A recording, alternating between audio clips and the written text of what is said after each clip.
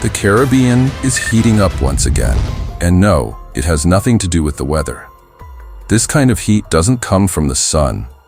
It comes from American warships, live ammunition, and a Pentagon that seems to have switched its dial from monitor to maximum overdrive sometime around early September.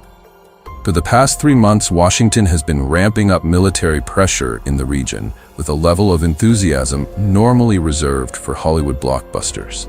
At least 19 airstrikes have been carried out on vessels suspected of transporting illicit substances, many of them alleged by U.S. officials to be linked to Venezuela.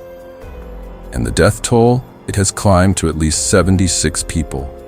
Suddenly, analysts everywhere are asking the same question out loud. What exactly does the United States want from Venezuela this time? This tension snapped into sharp focus on December 1st, when the White House itself confirmed the strikes.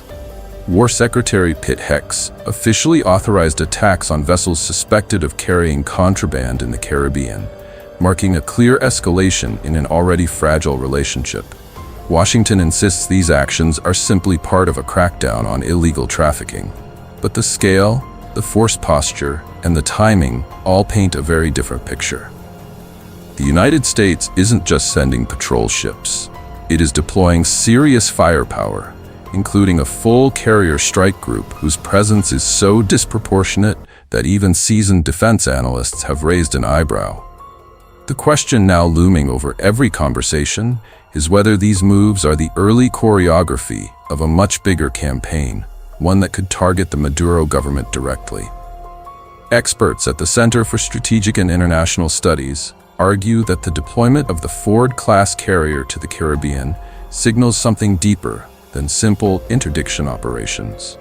The issue isn't just whether Washington wants to strike Venezuela. The real strategic dilemma lies in timing. If the Pentagon truly intends to launch a military operation, it has to act soon. A carrier strike group is not a lawn ornament. You don't deploy one, let it float around for aesthetics, and then take it home unused. The longer the carrier lingers in the Caribbean without action, the harder it becomes to justify its presence, and the more the strategic value of the deployment erodes. Complicating matters even further, Washington's demand for carrier groups across the globe is higher than at any time in recent memory.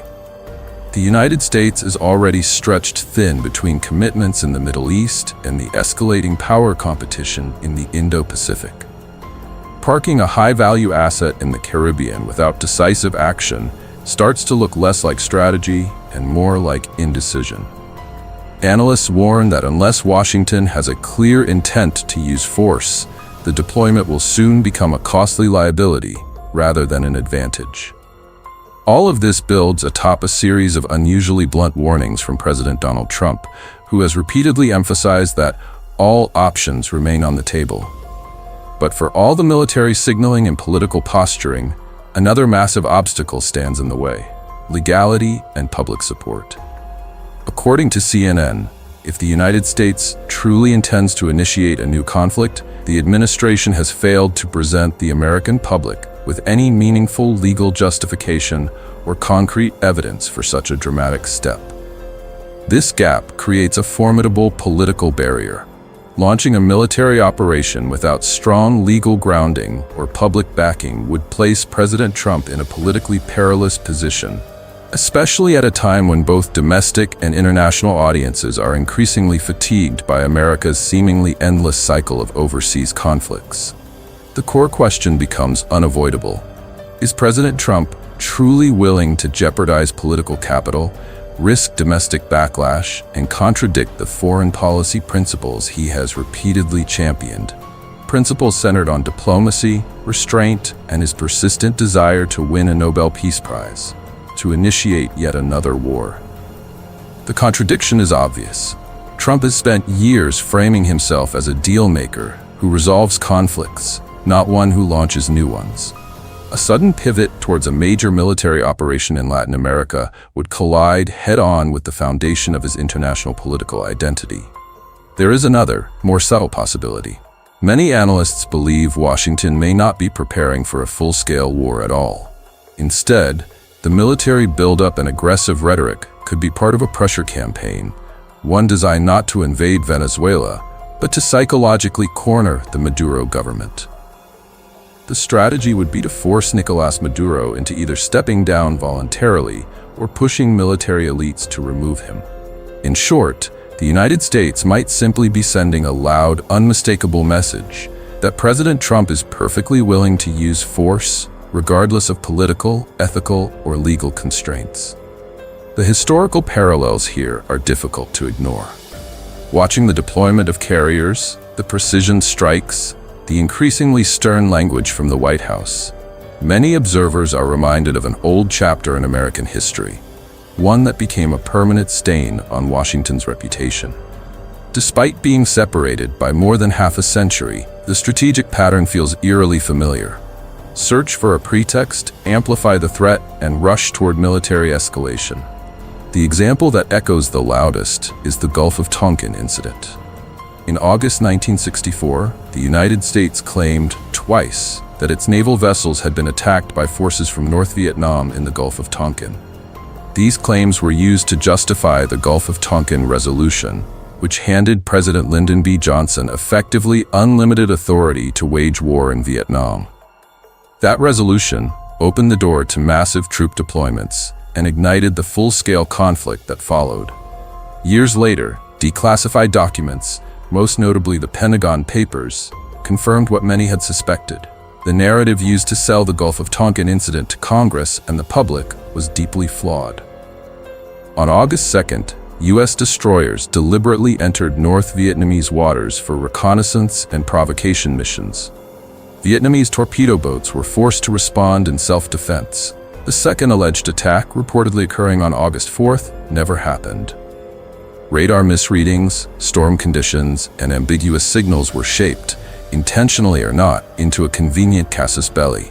Even officers on the ground expressed doubts, but those doubts were ignored.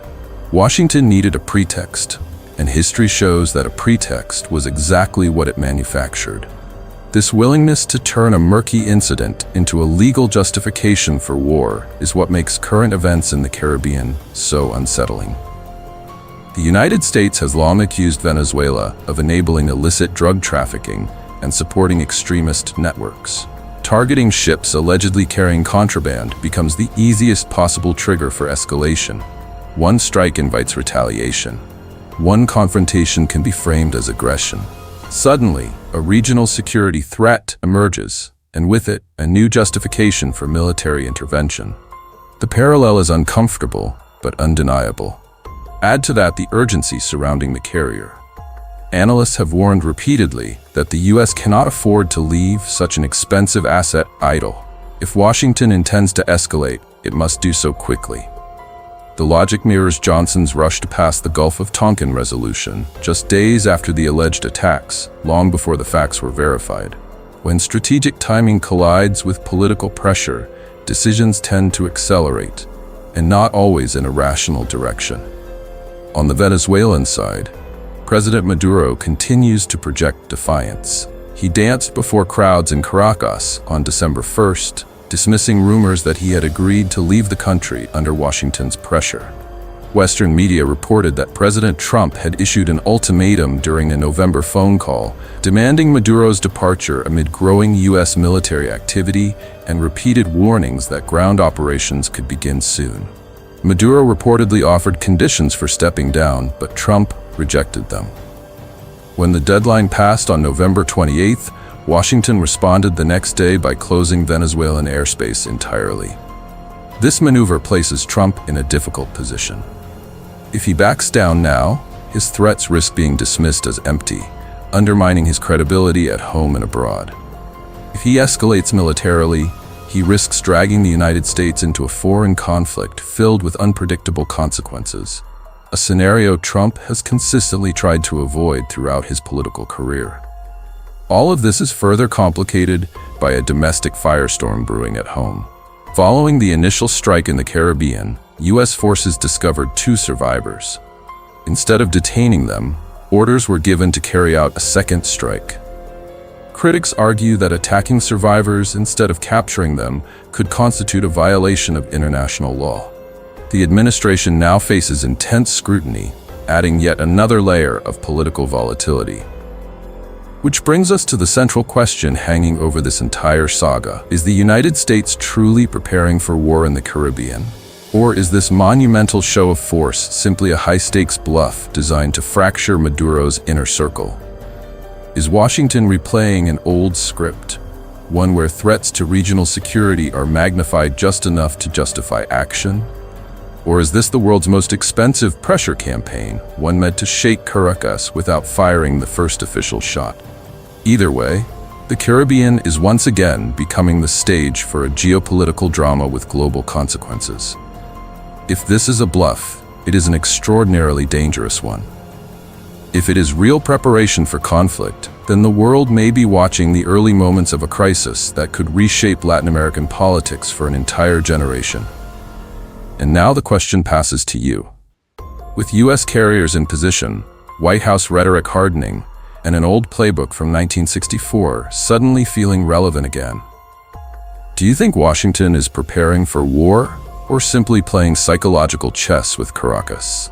The line between signaling and escalation has never been thinner, and the world is waiting to see which side of that line the United States will step onto.